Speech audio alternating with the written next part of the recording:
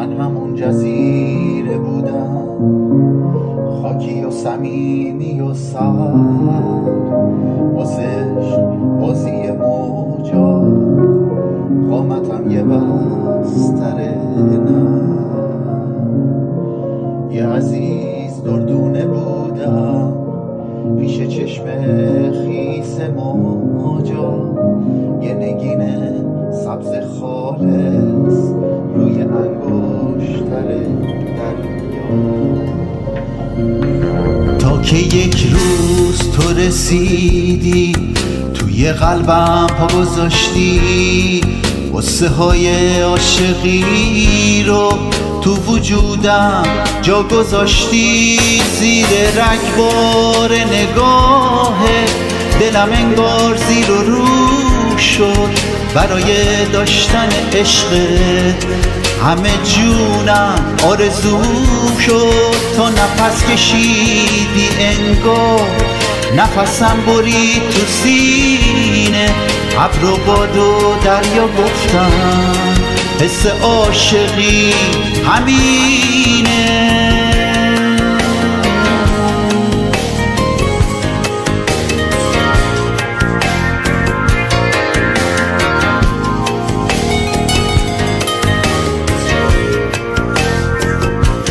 اومدی تو سر نوشتم بی بهونه پا گذاشتی، هم تا قایقی اومد از من و دلم گذشتی.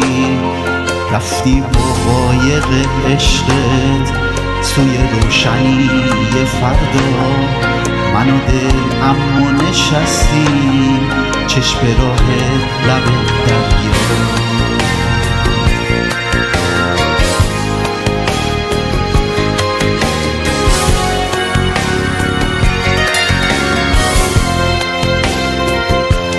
دیگه رو خاک وجودم نه گلی هست نه درختی، لحظه های بی تو بودن میگذره اما به سختی. دل تنها و غریبم داره این گوشه میمیره، ولی حتی وقت مردن با سراغ تو میگیره.